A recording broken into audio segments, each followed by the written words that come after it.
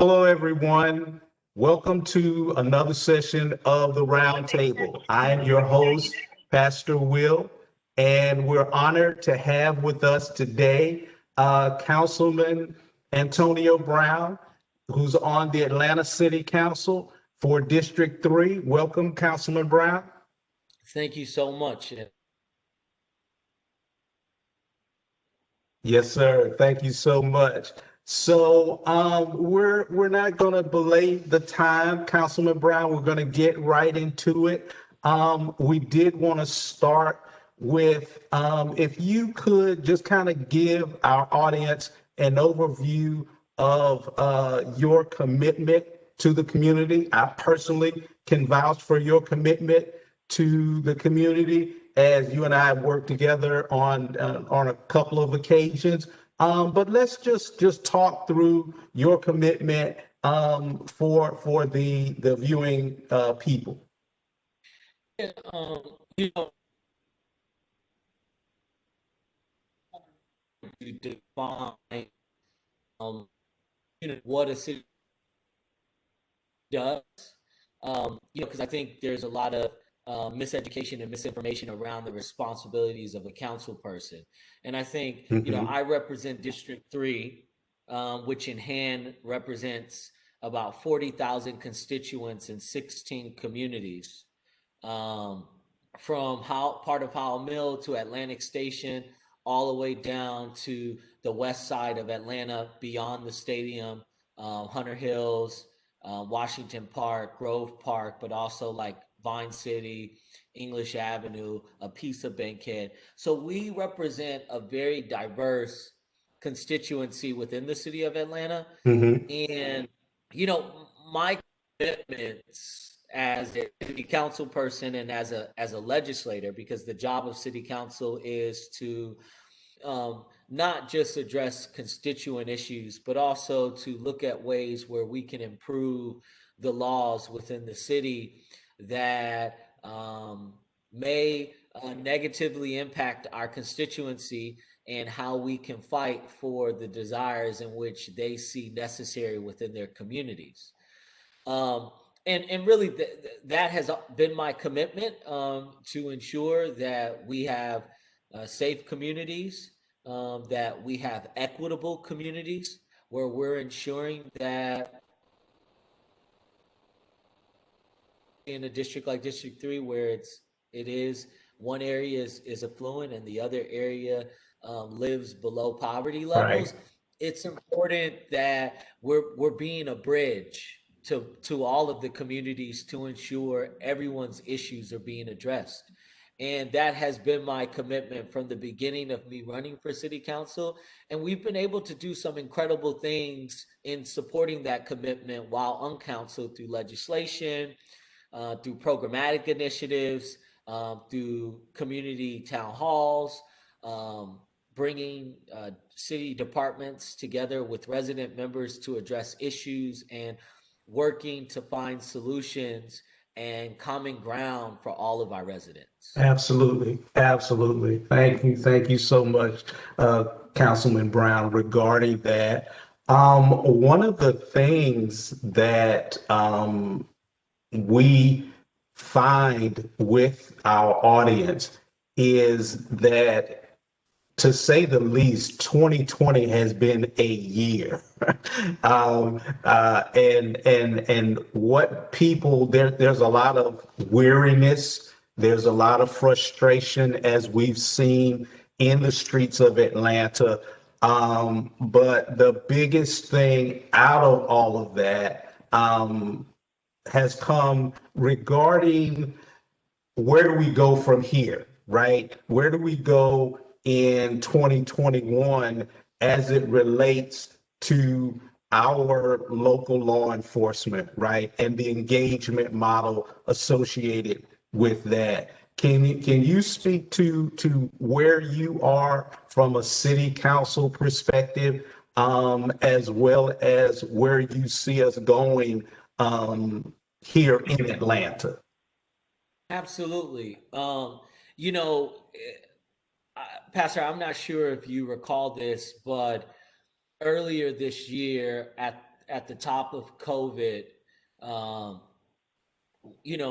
unfortunately, we had the death of Rayshard Brooks, which triggered this really city, statewide, and countrywide um, protest Yeah. and social justice movement.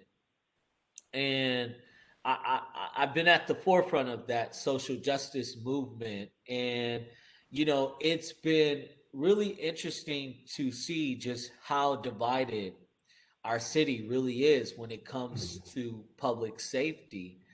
And it's even more interesting when you consider the fact that at the end of the day, we are all more alike than we are different. And Yeah. we all have a common ground on the fact that we all want to be safe in our communities, Right. right? So for me, I've always uh, been an advocate for reimagining public safety. I think that in order for us to forward and address the crime that's happening so rampantly in our communities, in Hmm. all of our communities, I think it's going to take all of us coming together and finding common ground on how we move forward.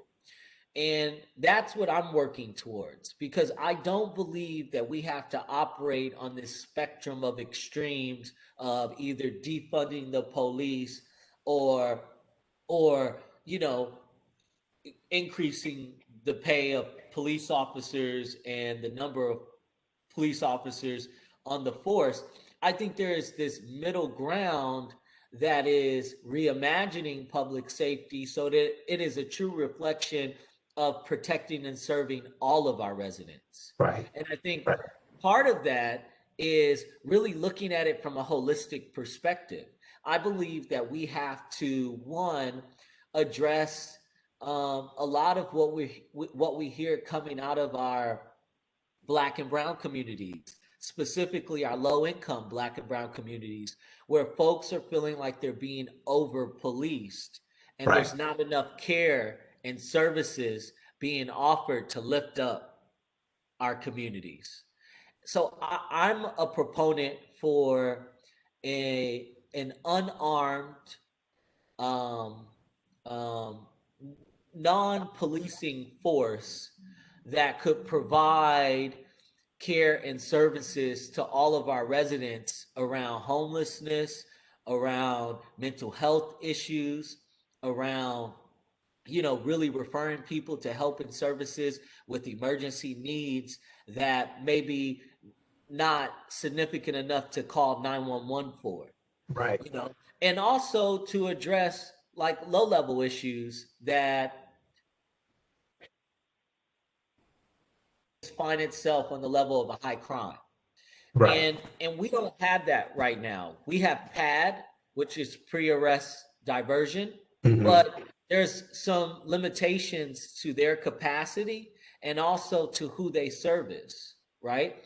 Because they can't step in and intervene with the water boys because Oh, okay. unfortunately they're limited in their capacity of who they can serve through this program.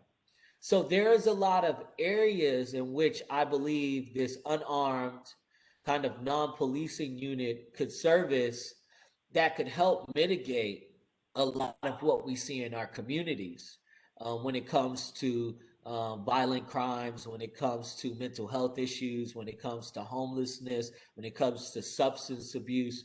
I think that we really need to focus on really addressing the root of these issues. Right. And I think a unit like that would be substantial. And actually, San Francisco has already implemented a non policing unit like that. They've had some extraordinary results already from starting a unit like this.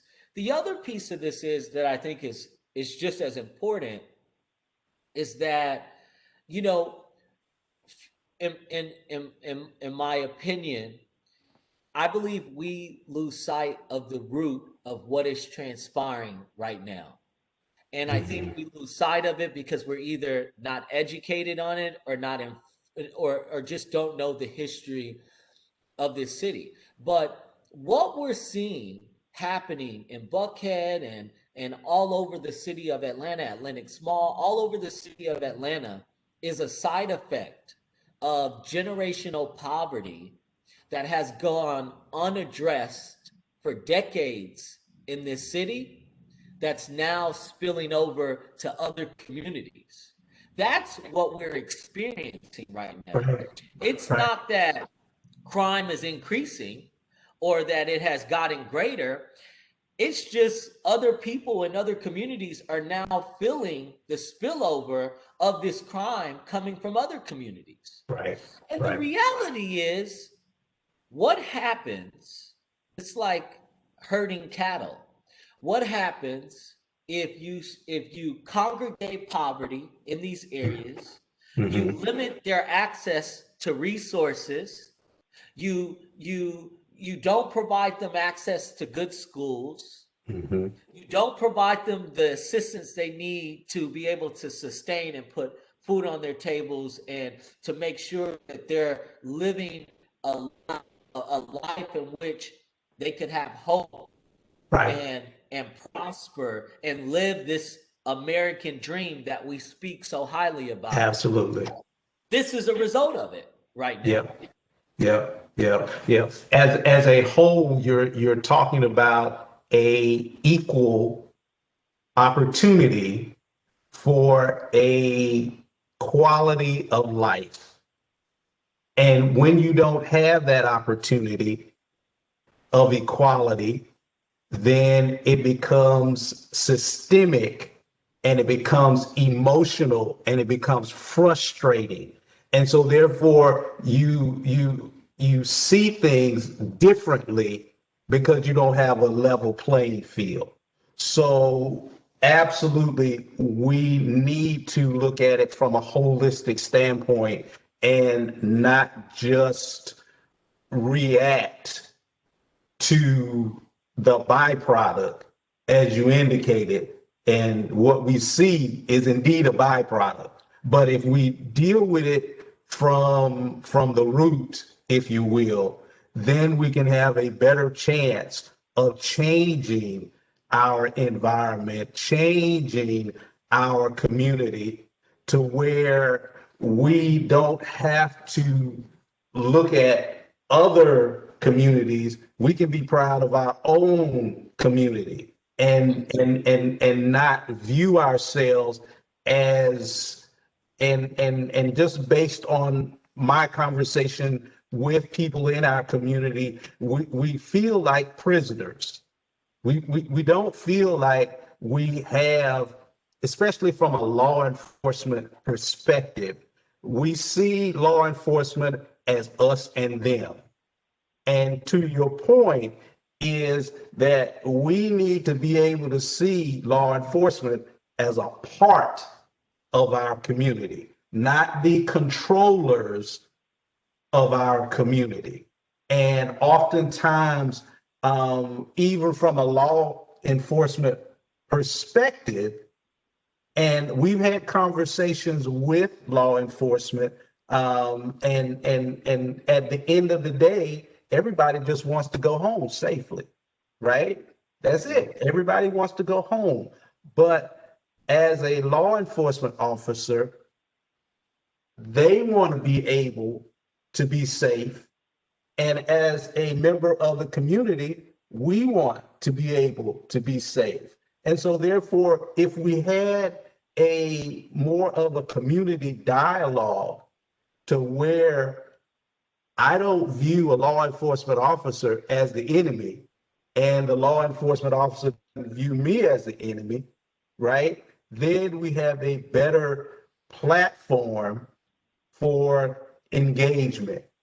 And I believe, as you indicated, is that as we go forward, if we have these unarmed servants, right, that we can look to say, okay, they're not just here to corral us, if you will, or control us, if you will, but they're here to serve, and that we all can have an opportunity to relate to one another in a peaceful manner. Yeah. And I just want, Pastor, I think another, you know, two other things in regards to that. You spoke about our officers. Mm-hmm. I also think that the resources, they need to be equipped with the resources that are necessary for them to successfully do their job. And I don't mean more weapons or, you know, more tooling or anything of that nature. I think that one, there needs to be a mandatory retraining of all officers focused around de-escalation tactics, and also just a retraining of their minds, their reactive minds, when it comes to how do they react in certain scenarios that may pose a threat to their life, and how do they mitigate those situations that doesn't result in the loss of life. Absolutely. The other piece of this is, a lot of my friends are police officers. Mm-hmm. And the reality is they struggle with mental health issues just like we do. Except, I think theirs can be a little bit more dire in the context of what they see every day on the job, and the toll that it takes on their psyche and their mental health. So I also think that they need to be required to go through psychological counseling and evaluations, and a continuation of supportive counseling while they're on the job, just to make sure that they're okay, because they're human beings too, and then a lot of times they put their lives at risk every day for the protection of our residents. And I think there's something to be said about the fact that they should also be treated fairly in regards to what they need to be able to be sustainable and prosper in their field. With that being said, I do think another component of this conversation that I hear a lot about is Black on Black crime. Mm-hmm. And, one thing that I think it's important to understand in the context of Black on Black crime is that, what happens when you herd Black people the way that you herd cattle, and you not only herd them in the context of congregating poverty, because that's what it is. Mm-hmm. When you go into these communities, a lot of times most of the residents in these communities are all poor, you know, Right. and they're all poor in environments that are not conducive of success, and environments that are surrounded by dilapidated homes, that Mm-hmm. are not given the resources, good schooling, and access to healthcare, and access to resources to help them. But then, in addition to all of this, a lot of times these communities are flooded with drugs and guns, Mm-hmm. and it makes it Mm-hmm. even worse. So what happens when you have a congregation of poverty that goes unaddressed, unresolved, Mm-hmm. is what you see now. I mean, what do you do when a person has to choose between robbing a person and or ensuring their child has something to eat so that they don't Mm-hmm. starve? What do Right. you do? Do you Right. go out and fill out an application and wait for someone to tell you you're approved to get a few $100s to buy groceries for a month? Right. What do you do in these predicaments? Which Right. is why I think you have such, a high volume of crime in our Black communities that's committed by Black people, Mm-hmm. you know?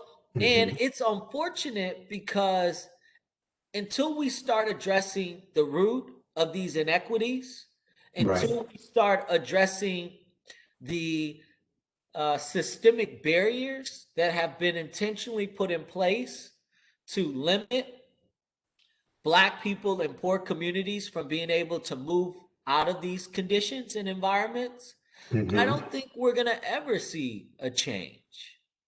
And I Right. don't think that that's necessarily the work that a single council member can accomplish. I Right. think this is the collective work that as a city we have to come together on addressing. Absolutely. Absolutely. And Councilman Brown, that's the premise for the format that we're in.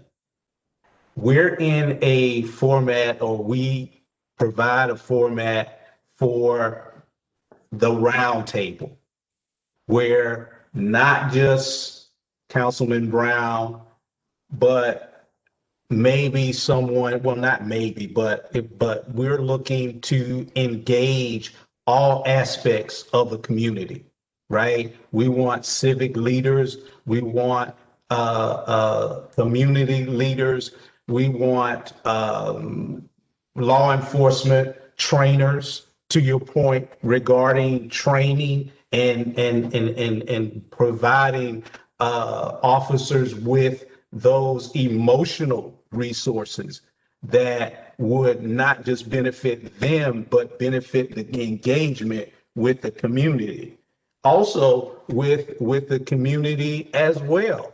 I've heard many people say that we're all in need of a therapist, right? Just to maintain emotional stability, right? That used Especially to in be COVID. a bad word in our community, in our culture, but now therapy is a new normal, just from the standpoint, from the church, from the workplace, at the barber shop, what I refer to as the black man's country club, right?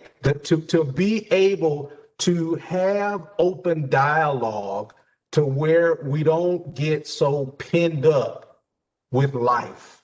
So I certainly applaud your position of being able to say, Councilman Antonio Brown can't solve the world, right?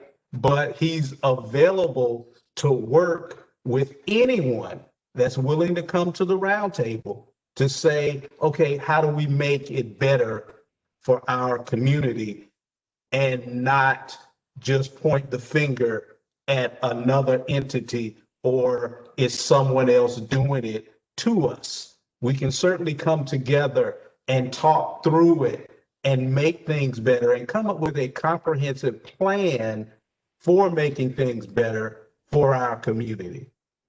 Absolutely. Absolutely.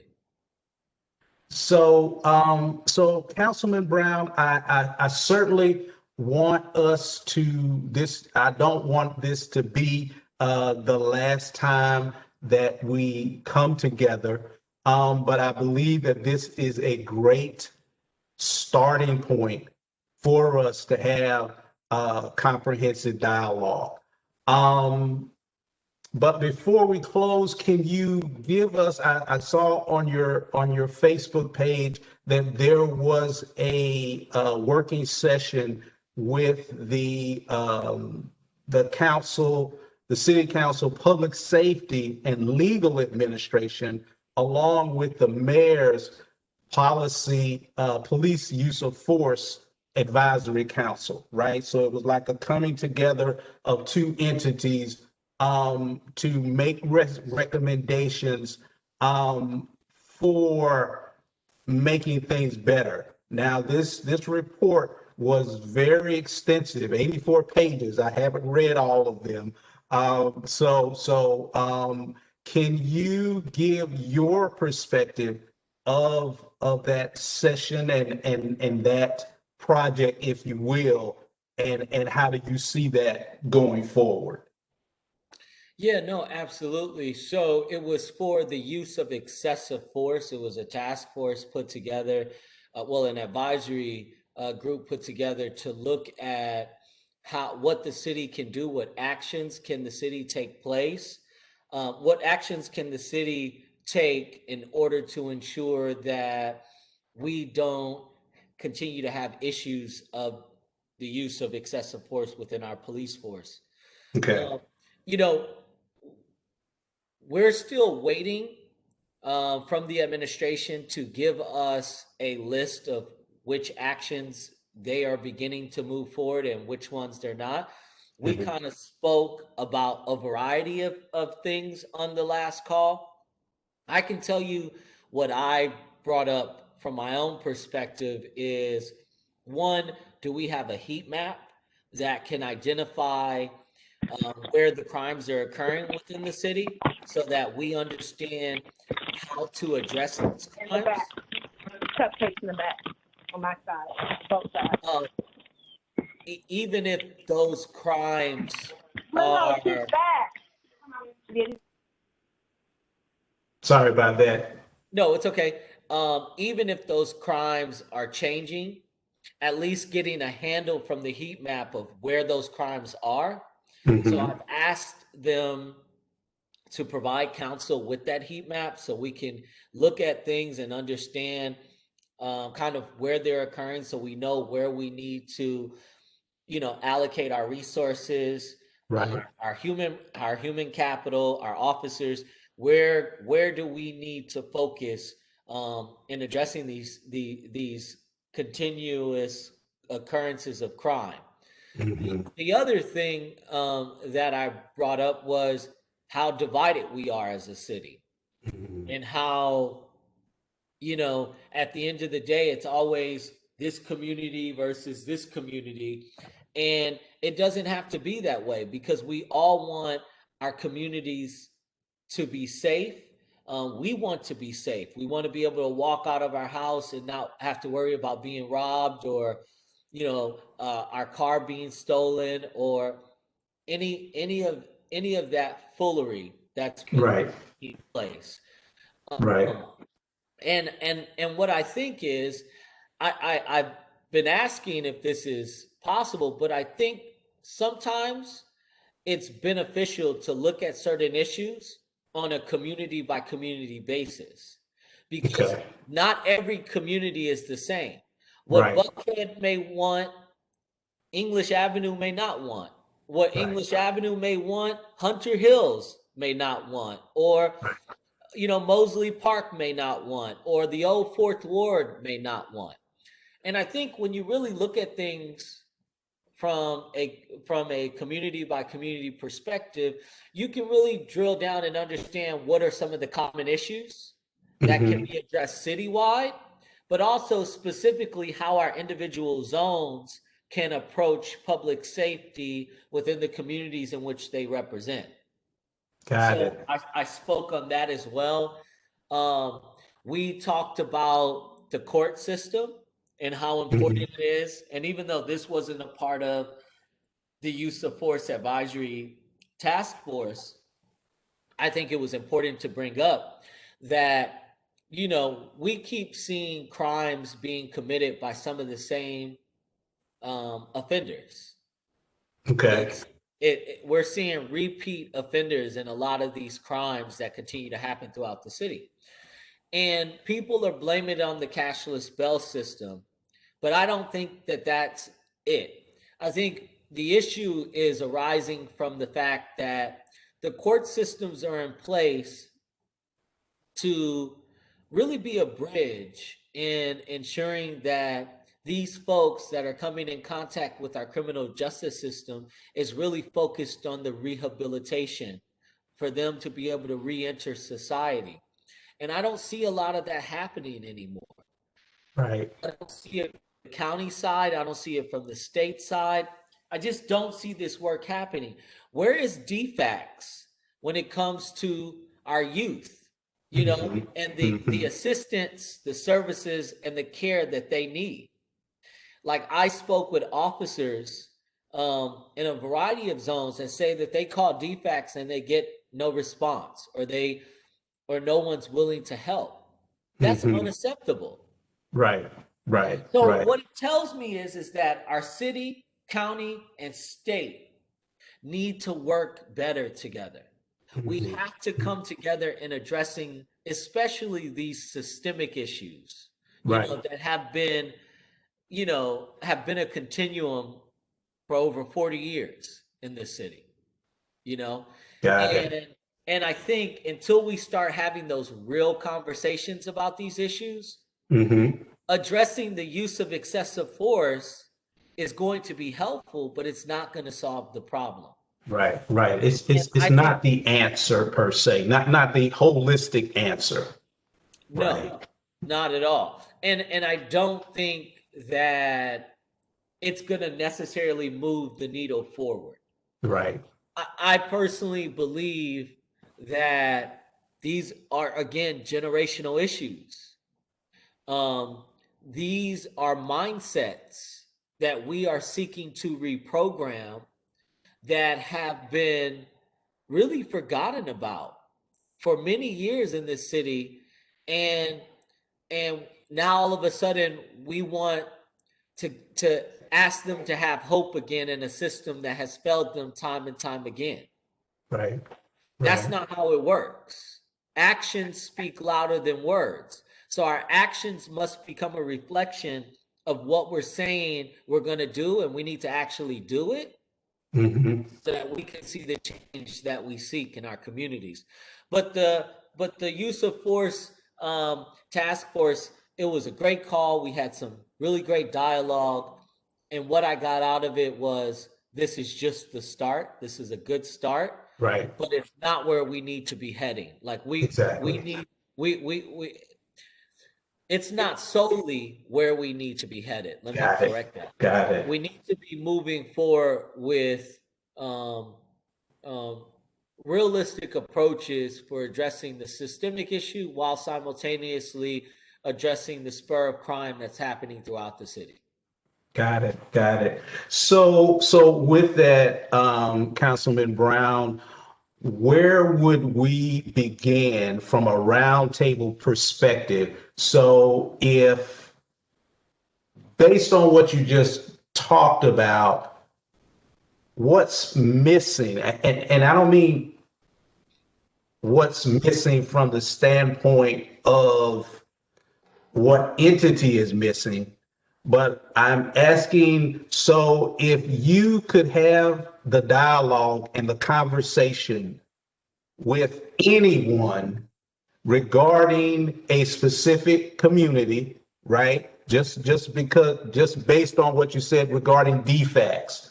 If we had someone, a representative from DFACS at the round table, if we had someone, if we had you at the round table, if we had someone from law enforcement at the round table, would you see that as a start, or would you say that there needs to be another? Because you said city, county, and state, right? Certainly, we can't have every aspect, every department of the city, county, and state, right? But there are viable players, right? Viable departments. What if you just had your druthers, if you could get anybody, what would you say would be a great starting point to make what we're talking about moving the needle? What would move the needle? Yeah, I think that we got to stop operating in silos. I Mm-hmm. think, a lot of us, elected officials included, we operate in our own silos and we do our own thing. But this issue is so egregious that it's going to take more than us just doing our own thing, operating Right. in silos. We're going to have to come together. Commissioner Natalie Hall of Fulton County, the DCAP commissioners, everyone that resides within the city of Atlanta that has a significant role in shaping legislation, allocating resources, funding, programmatic initiatives. we need everyone at the table at this point, and we need to have a real conversation, not about putting a plan in place, but what actions can be taken from the many plans we've already put in place to start Absolutely. moving this city forward. We are one of the cities, in my own opinion, that produce the most plans I have ever seen. We have the most plans, the most Yep. task force, the most advisory councils I've ever Yeah. seen in my life. But when Yeah. but when it comes to the action and the work getting done, we fall short every time. Yep. And and what I truly believe the issue is that it's political. You know, Hmm. these environments become so political and everybody is focused on their own political agenda that it really doesn't allow us to get to the root of the work that needs to get done because we're too busy wondering who we're going to upset, whether or Right. not they're going to support our next campaign and vote for us. Wow. And that really is unfortunate because these issues are nonpartisan.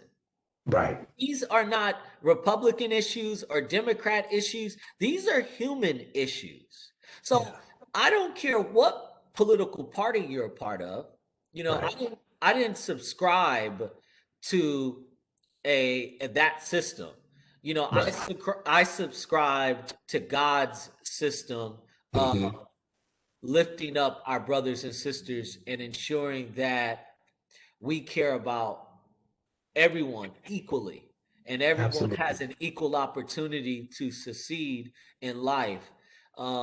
That's what I subscribe to. So I think it's I think it's less about who's in the room necessarily, Okay. and it's more about the intentions of who's in the room and their Okay. desire to truly affect change. Because I've seen some people in a room that were not elected officials but had influence in the city that had no political ties and were able to get more stuff done than a group of elected officials who Do had you the know? power, who had the resources, who had the Yep. policy, but still, because of the politics, couldn't get anything done where this group was able to.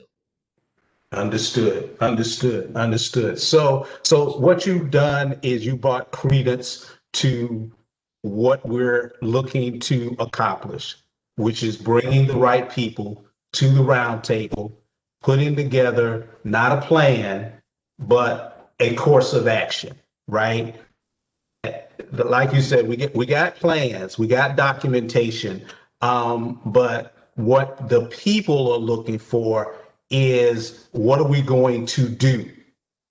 And that's what we need to develop is what do we do next together? What can we agree upon to say, okay, regardless of where I live, regardless of my political affiliation, regardless of my economic background, we can agree to do this.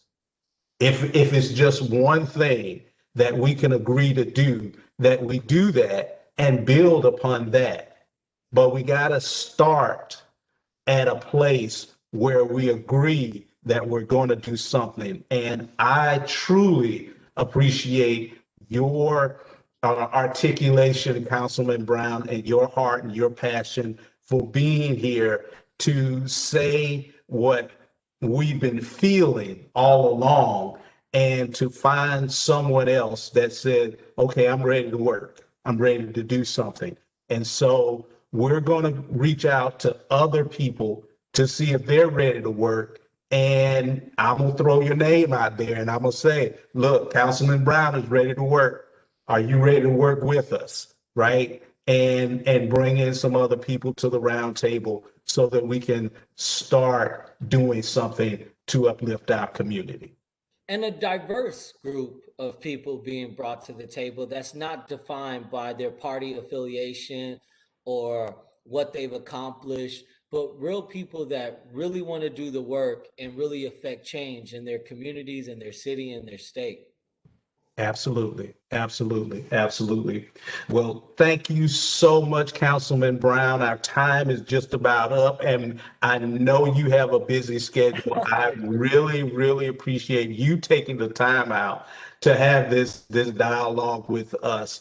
And I know that our audience appreciates it as well, and we look forward to coming back to the roundtable with not just yourself, but other like minded, not cloned, but people that want to uplift the community. So we thank you, and we certainly appreciate your time, and we look forward to you being at another roundtable event. Thank you so much, Pastor. I appreciate you so much. And thank you for this opportunity to speak with you. Thank you, sir.